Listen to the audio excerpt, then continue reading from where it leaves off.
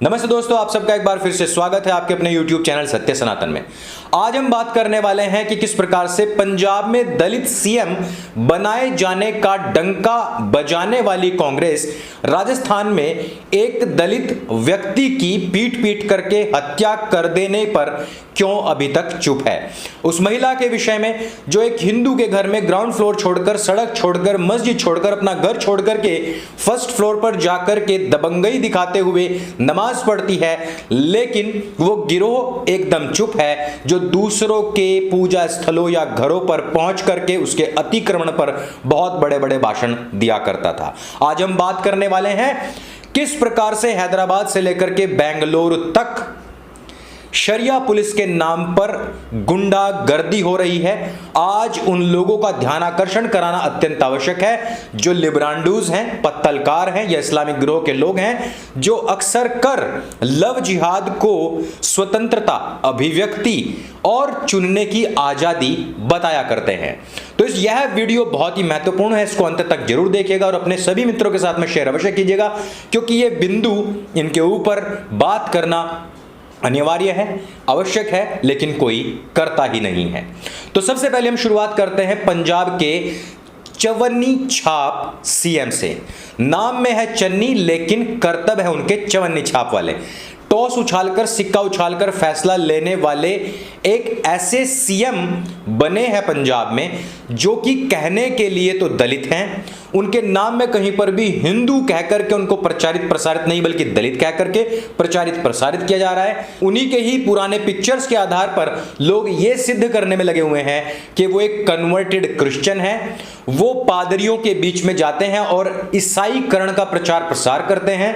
उनकी खुद की वाइफ एक कन्वर्टेड क्रिश्चियन है और हो सकता है कि पंजाब का नया सीएम बनाया ही इसलिए गया हो क्योंकि वो एक कन्वर्टेड क्रिश्चियन है। उसके ऊपर विशेष रूप का आशीर्वाद इटालियन अम्मा का है, उसी अम्मा का जिसका जयकारा बोलकर के इस बार जम्मू में राहुल गांधी ने अपने भाषण की शुरुआत की थी। लेकिन यहां पर दलित दलित चिल्लाने वाले लोग राजस्थान में योगेश जाटव नाम के व्यक्ति की मृत्यु पर एकदम चुप हैं। 0 सन्नाटा है। न राहुल गांधी न प्रियंका गांधी वाड्रा इस पर बोलने के लिए तैयार है। कांग्रेस के सबसे प्रिय कौम के लोगों ने पीट पीट करके हत्या कर दी है। उनको इतनी बुरी बेरहमी से पीटा गया कि पहले वो कोमा में गए और उसके बाद में उन्होंने तड़प तड़प करके दम तोड़ दिया है। ये ठीक उसी समय की बात है जब दलित दलित की नाटकबाजी वहां पंजाब में चल रही थी, लेकिन उसी से सटे हुए दूसरे कांग्रेस शासित राज्य में एक महादलित व्यक्ति की इस्लामिक लोगों ने पीट पीट कर बेरहमी से हत्या भी कर दी थी। एक तरफ बड़ा शोर शराबा है क्योंकि वो एक कन्वर्टेड क्रिश्चियन है, लेकिन दूसरी तरफ एक हिंदू भाई मारा जाता है, उस पर कोई भी बोलने के लिए तैयार नहीं। कांग्रेस का यही दोहरा चेहरा, यही दोहरा रवैया हिंदुओं के लिए हमेशा से घातक रहा है, लेकिन हिंदू न जाने इसके विषय में अभी और कितना समय लेगा अवेयर होने में।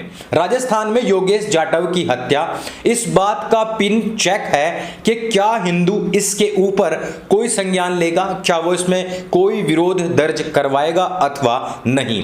ठीक उसी प्रकार का एक पिन टेस्ट हिंदुओं के घरों में होना शुरू हो चुका है। आपने अभी तक देखा होगा railway track, road, highway, park, सड़कें, ये सब कुछ जाम करके नमाजें पढ़ती जाती रही हैं और सरकारें भी इनको फुल सपोर्ट करती रही हैं। इस तरीके की एक जीत, एक विजय के बाद मुसलमानों ने तय किया कि अब हम हिंदुओं के सीधे ही घरों में घुस करके अपनी महिलाओं और बच्चों, यही सामान्य तरीका है कि शुरुआत में महिलाएं भेजो, बच्चे भेजो, अगर वो पकड़े जाएं तो यह कह करके कि महिला है, गरीब है, बहुत मुलाजिम है, छोटे बच्चे हैं, यह कह करके माफी मांग ली जाएगी।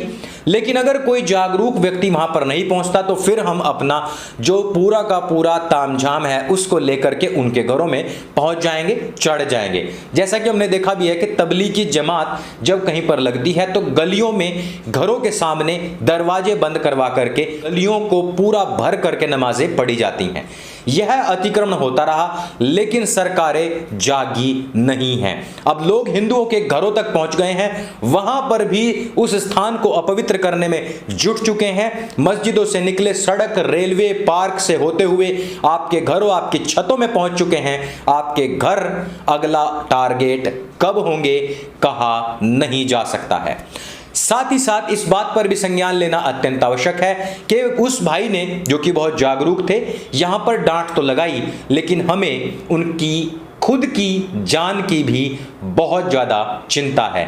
सरकार कोई भी हो, उनकी जान की प्लीज रक्षा अवश्य करे।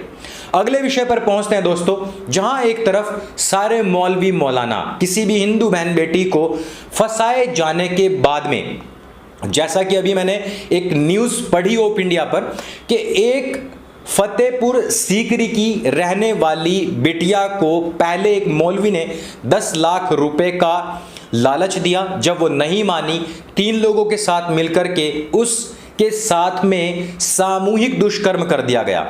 अब आप सोचिए कि वो लोग जो अपनी बहन के भाई नहीं हुए, वो आपके भाई क्या होंगे, जो खुद अपने परिवार की महिलाओं को न बख्शें, वो आपकी महिलाओं को क्या बख्शेंगे। ऐसे में वो महिलाओं को हथियार बनाकर आपके घरों में भेजते हैं, शाहीन बाग पर लिटा देते हैं, रोड ब्लॉक करवा देते हैं, बॉर्डर सीज करवा देते हैं, और महिलाओं को आगे करने के साथ ही साथ आपकी महिलाओं को भी वो इसी प्रकार इस्तेमाल की वस्तु समझते हैं। लव जिहाद पर बड़ी बड़ी तकरीरें हमने सुनी हैं, बड़े बड़े लोग आए हैं और उन्होंने कहा कि यह तो 2 दिलों का मिलन है, ये 2 दिलों की अपनी खुद की इच्छा है, ये उनकी खुद की हार्ट बीट है, उनकी मिलती हुई मैच करती हुई वाइब्स हैं, तभी वो हस्बैंड वाइफ बन पाए हैं। कोई लड़की चाहती है वो इस्लाम में कन्वर्ट होना, तो वो हो जाए, हमें और आपको क्यों दिक्कत है। एक डिबेट में मेरे सामने भी यही बात आई थी, लेकिन आज एक बुर्के वाली महिला यदि किसी हिंदू या किसी भी अन्य गैर मजहबी व्यक्ति की बाइक पर पीछे बैठ जाती है, तो इस्लामिक शरिया पुलिस उसका पीछा करती है, महिलाओं को बहुत गंदी और भद्दी गालियां देती हैं। यही नहीं, ये जो आवारा मदरसा छाप और पंचर वाले लड़के जो सारा दिन पंचर साटते हैं, रात को निकलते हैं बाइक लेकर के, बुर्के वालियों का पीछा करते हैं, लड़के से आइडेंटिटी पूछते हैं, अगर वो बाय चांस हिंदू निकल जाता है तो उनकी पिटाई करते हैं, माँ बहन की गाली देते हैं, उनके परिवार वालों को गाली देते हैं।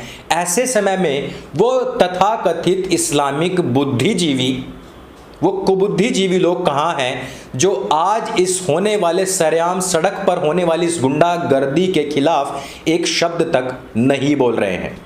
और ये सवाल तो वहाँ के पुलिस प्रशासन से भी है कि जब पुलिस है, ऑलरेडी बनी हुई है, उसका इतना पुराना एक्ट है, अंग्रेजी हुकूमत से चुराया हुआ तुम्हारा सारा एक्ट है, क्या उसमें कहीं पर भी किसी शरिया पुलिस या किसी भी मजहबी पुलिस का कोई प्रावधान है कि वो इस प्रकार से किसी को भी कहीं पर भी रोक करके, पीछा करके, उनको गाली गलौज करें, उनको मजबूर करें माफ़ी मांगने के लिए, उनकी पिटाई कर दें, उन पर फब्तियाँ कसें, उनके मजहब पर, उनके धर्म पर, उनके परिवार वालों पर? क्या इस तरीके की छूट कहीं पर भी किसी भी एक्ट में, कहीं भी किसी भी धारा में क्या दी गई है? ऐसा तो कहीं पर भी हमने आज तक नहीं सुना था।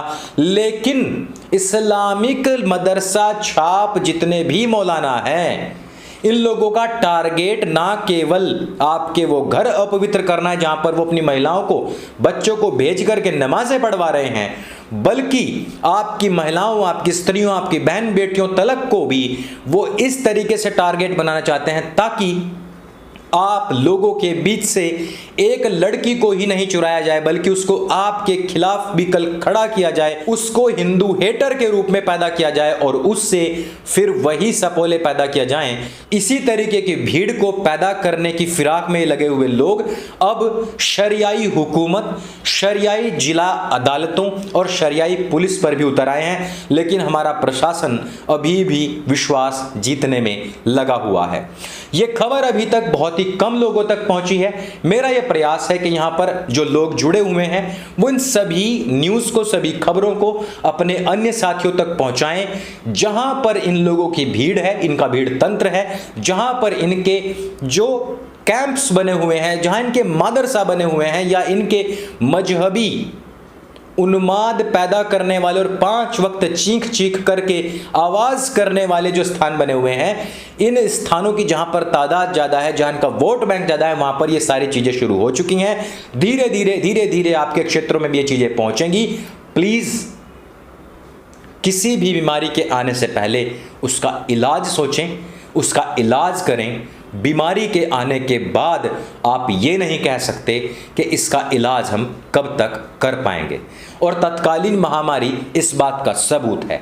और जब पागल हो जाता है कुत्ता, वो किसी को काट लेता है, तो उसकी तो दवाई भी नहीं हो पाती। उसका जो इलाज है वो समय रहते ही किया जा सकता है, उसके बाद में नहीं। तो इस वजह से ये सारी वो खबरें हैं दोस्तों जो मेन स्ट्रीम मीडिया से दूर हैं, आम जनता की पहुंच से दूर हैं, लेकिन आम जनता का अपना सब्जेक्ट है, अपना विषय है। इसलिए इस वीडियो को आपने अंत तक देखा, आपका बहुत बहुत धन्यवाद। लेकिन इसको सबके साथ में शेयर जब तक नहीं करेंगे, तब तक हमारा यह कार्य, हमारा यह यथार्थ पूरा नहीं हो सकता है। इसको शेयर कीजिए, लोगों तक पहुंचाइए, अपने लोगों में चर्चाएं कीजिए और इन सब चीजों के बारे में, इसके टीकाकरण के बारे में भी विस्तार से सोचिए। मेरे संग बोले सत्य सनातन वैदिक धर्म की जय। जय हिंद, वंदे मातरम।